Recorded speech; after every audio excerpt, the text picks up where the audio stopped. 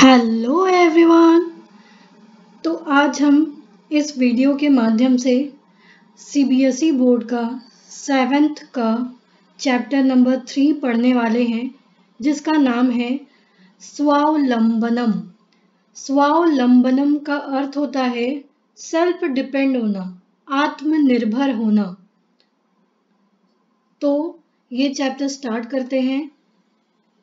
इसमें दो मित्रों की कहानी बताई गई है, जिसमें एक मित्र अमीर होता है और दूसरा गरीब होता है। एक खुद का काम को स्वयं करता है, खुद से ही करता है, और दूसरा जिसके घर में बहुत सारे नौकर होते हैं। तो क्या है इस चैप्टर में पढ़ते हैं। कृष्ण मूर्ति है श्रीकंठस्य मित्रे आसताम। कृष्ण मूर्ति और श्रीकंठ नाम के मित्र थे दो। श्रीकंठस्य पिता समृद्ध आसित। श्रीकंठ के पिता बहुत ही धनवान थे, अमीर थे। अतः तस्य भवने सर्वविधानि सुख साधनानि आसन। इसीलिए उनके घर पर हर प्रकार की सुख सुविधाएं थी। तस्मिन् विशाले भवने चत्वारिंशत् स्तंभा आसन। उसके बहुत बड़े घर में 40 स्तंभ थे, पिलर। तस्य 18 प्रकोष्ठेषु 50 गवाक्षा। 18 प्रकोष्ठेषु कमरे, 18 रूम थे, जिसमें 50 गवाक्षा मतलब 50 विंडो या खिड़कियां थीं। चतुश्चत्वारिंशत् द्वाराणि 44 द्वार, डोर थे। 36 विद्युत व्यजनानि च आसन, और 36 फैन पंखे थे। तत्र 10 सेवकाः निरंतरं कार्यं कुर्वन्ति स्म। हमेशा उसके लिए 10 नौकर कार्य करते रहते थे। परम कृष्ण मूर्ते माता पिता च निर्धनो कृषक दंपति। लेकिन जो कृष्ण मूर्ति था, उसके माता पिता गरीब थे, निर्धन थे। तस्य गृहम् आडंबर विहीनम साधारण च आसीत्। और उसका जो घर था वो दिखावा भरा नहीं था। आडंबरहीन मतलब दिखावा नहीं करना, दिखावे से रहित, बहुत ही साधारण था। एकदा श्रीकंठ तेन सह प्रातः 9 तस्य गृहम् अगच्छत्। एक दिन श्रीकंठ अपने परिवार के साथ 9 बजे सुबह उसके घर जाता है। कौन जाता है? कृष्ण मूर्ति के घर में श्रीकंठ।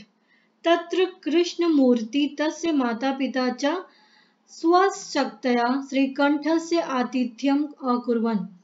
कृष्ण मूर्ति में जितनी सामर्थ्य होती है और उसके पिता माता में जितनी शक्ति होती है, वो उतनी शक्ति लगाकर श्रीकंठ का आदर सत्कार करते हैं।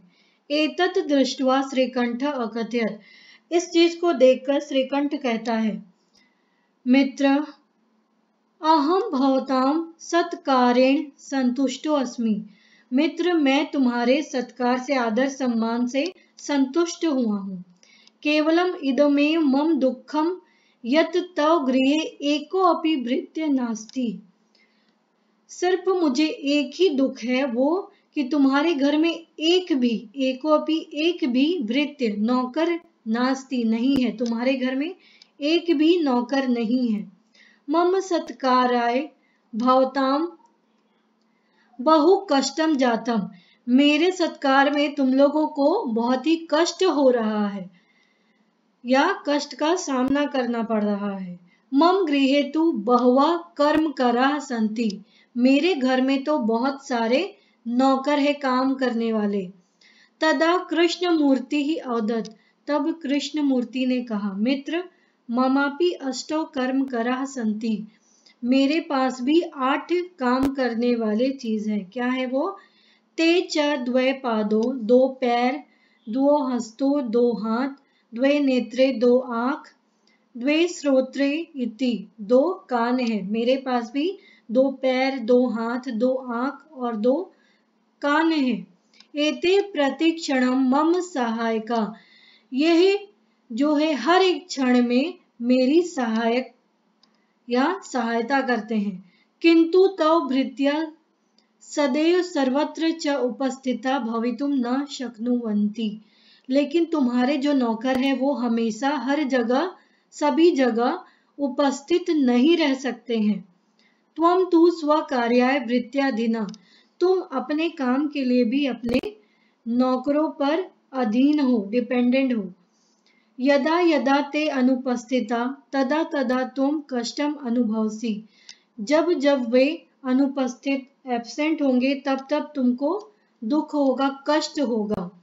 स्वावलंबने तु सर्वदा सुखमेव न कदापि कष्टम भवति, लेकिन अगर हम आत्मनिर्भर रहते हैं तो हमेशा सुख से रहते हैं और हमें किसी प्रकार का कष्ट नहीं होता है कभी भी।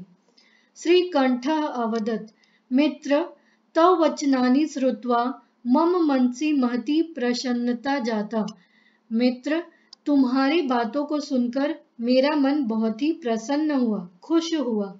अधुना अहम अपि स्वकार्याणि स्वमेव कर्तुम इच्छामि, अब से मैं भी अपने सारे कार्य खुद से ही करूंगा।